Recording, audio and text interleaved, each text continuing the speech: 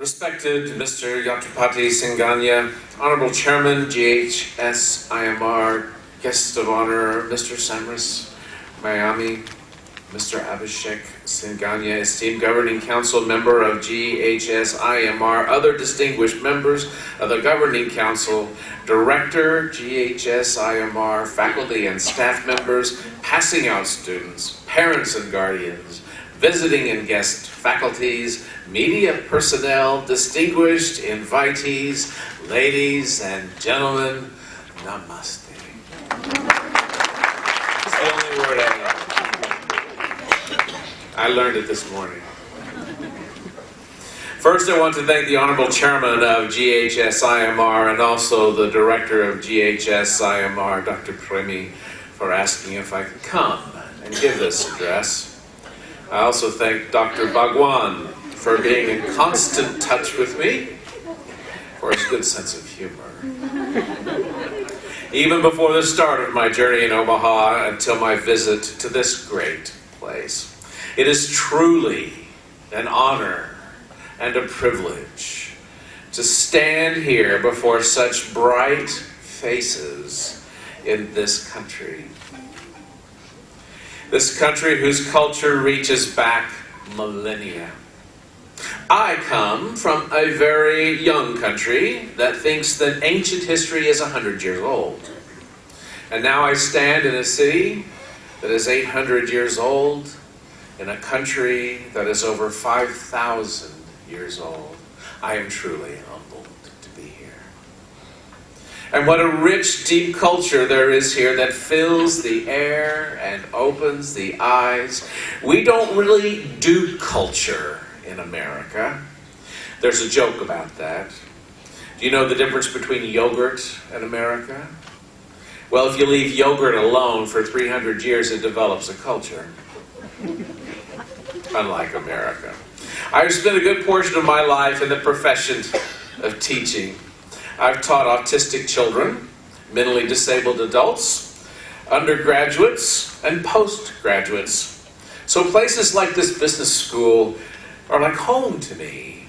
I grew up on a university campus, since both of my parents were professors. My father was a very stern professor, with little patience for laxity and scholarship. He always said that everyone should be allowed in university, but not everyone should be allowed to stay. And I share that opinion. It is not easy to stay because you have to work, and work hard to stay. And it's worth it because here there is learning. Here there is community. Here there is truth. Here there is the search for meaning. Here there is collaboration and community. Here there is hope for the world. Well, here you are. You've earned this place of recognition and privilege. And through your hard work, diligence, and more hard work. Education is a strange product. It may be the only product that you pay for the right to work at it. You can't buy a degree. You pay for the opportunity to work very hard. It's a bit of a racket, isn't it? You can't even pay for grades. No matter how rich or how poor you are, you still have to work at learning. Education is the ultimate democratic leveler. Male, female, young, old, rich, poor, Christian, Muslim, or Hindu, or pick your faith tradition, you all have to work the same.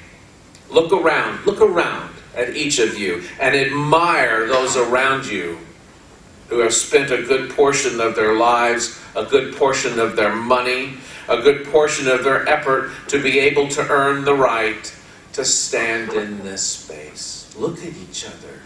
Look at your colleagues. And what is about to happen now is that you're crossing a bridge to another space, a space of hope. You spent the last few years working, getting it done, planning your modules, your essays, your exams. It was all about passing milestones and overcoming obstacles and jumping hurdles. But now, you've completed that part of your journey. And you're about to embark on the next phase. Hope.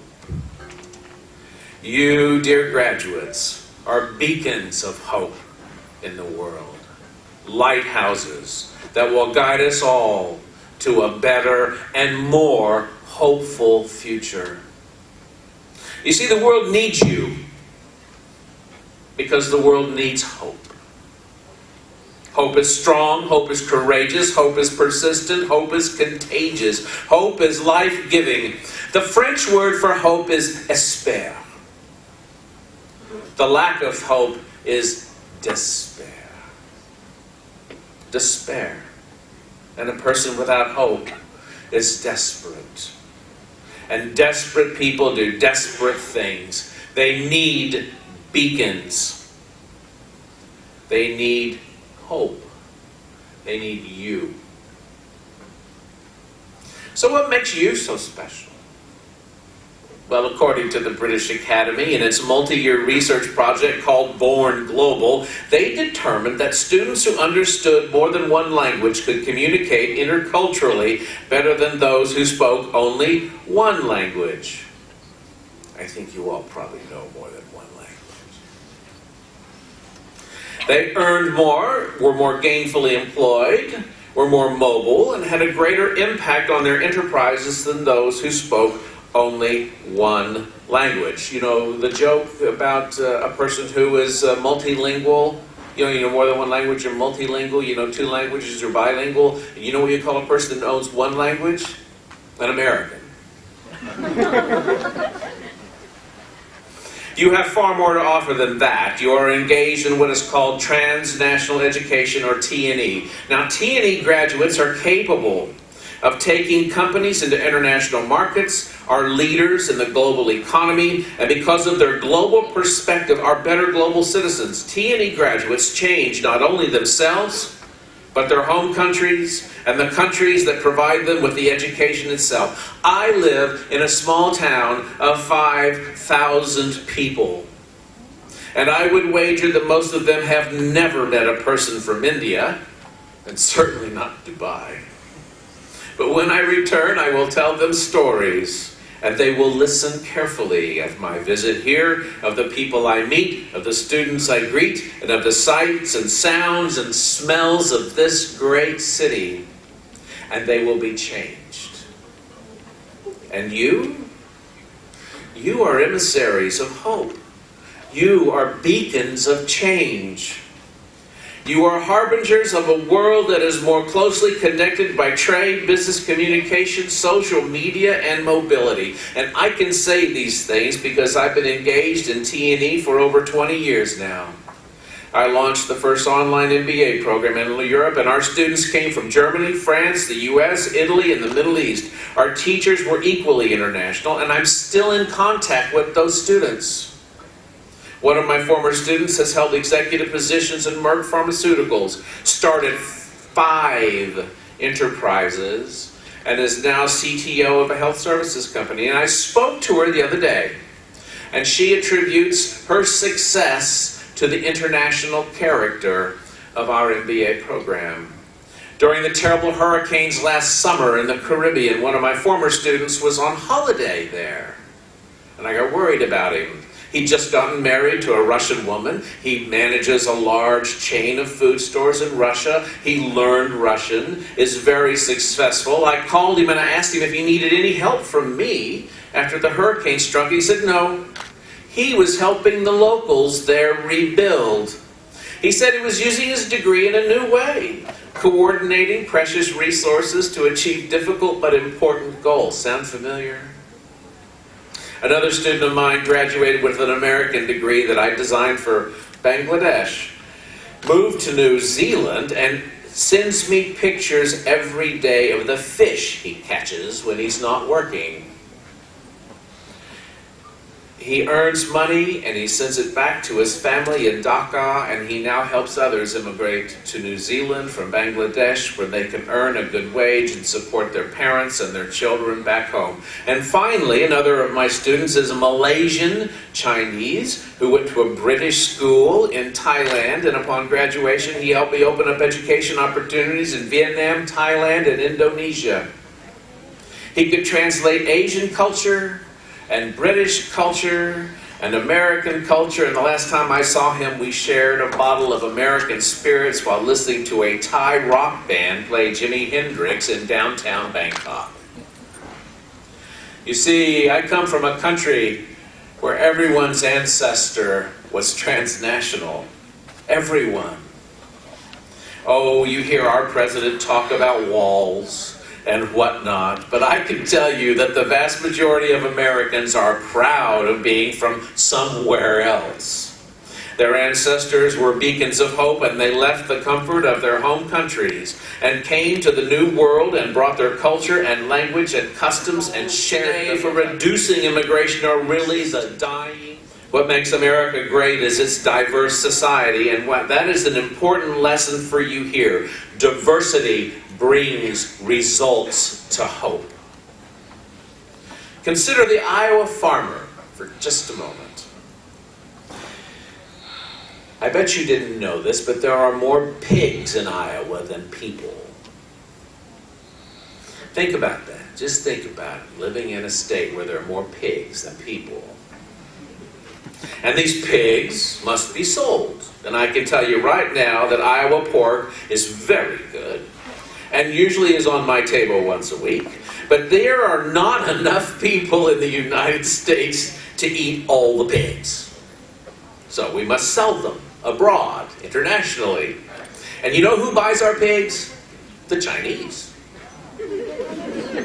They buy all the bits of the pigs that we normally throw away, like tails and ears and hooves. Pickled pig's feet. Because in China, these are desirable pieces of meat. And I can tell you right now that no Iowa farmer figured that out.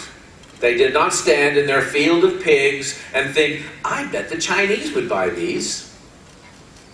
It took some internationally aware, internationally educated person who could see a good match between the Chinese market for pig bits and the Iowa farmers' desire to sell them. And right now, those same farmers are squealing about trade wars with China and are getting desperate.